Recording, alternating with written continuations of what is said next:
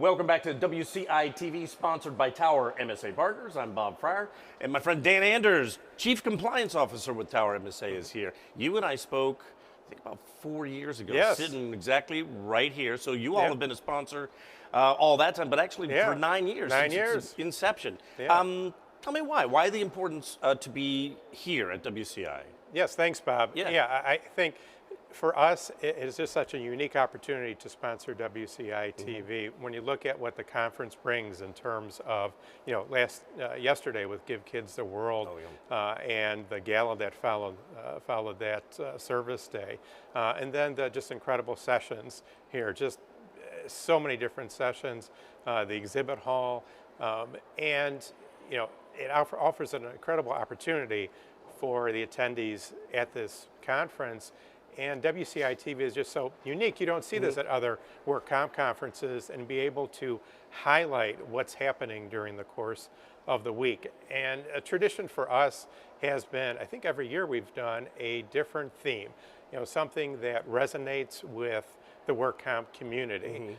So we thought it would be interesting this year to do empathy towards the injured worker as a theme, and invite people from the work comp community, the kind of thinkers out there, to come in and answer questions about that. It's an interesting theme because the human emotion is to be empathetic towards people who are injured.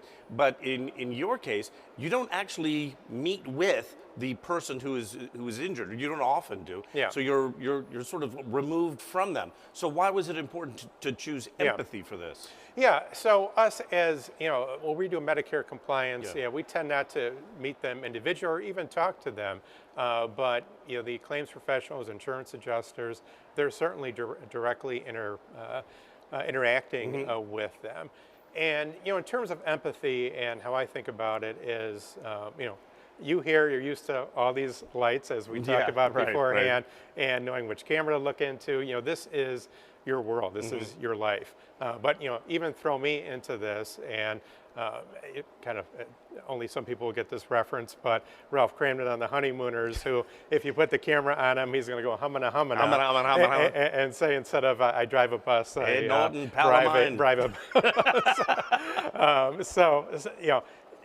Similarly, an injured worker, they go about their daily life, they have their job, all of a sudden they're injured, and not only are they dealing with their injury, but they're also thrown into this work comp world, and also sometimes their livelihood is threatened by their injury. So that's very intimidating to be thrown into a situation like that. Probably a lot more difficult even being thrown in front of some cameras because of that type of concern. So what we, in taking on this theme of empathy toward the injured worker, it's really looking at, one, what defines that? And that's, pretty simple. It's just understanding a person's feelings, their emotions, and, things around that. And, of course, like you said, it's something everybody should be doing, just beyond work comp. But we get into a routine in the work comp community and don't always, think about that. There's when a it comes person to at the other end, right, injured workers. So when you do that and understand their concerns, and especially from a claims professional standpoint, become an advocate, understand not only their concerns but their family concerns. And I think what you see is people who are much more invested in their treatment and their recovery, returning to work, or in situations where they can't return to their prior job, being invested in looking at alternative work.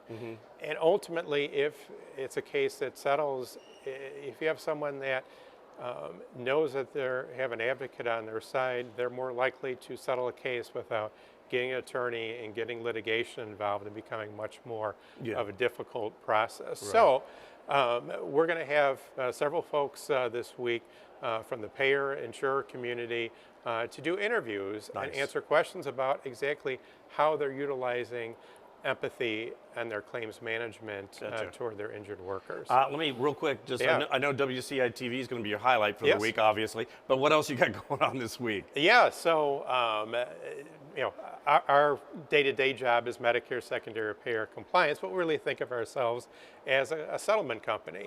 We work for our clients to settle cases. So delighted that I was invited to moderate a session on pre-settlement considerations. It's part of a 3 sessions Tuesday afternoon on Medicare secondary payer issues. Our partner Mitros, who does professional administrations, organizing this.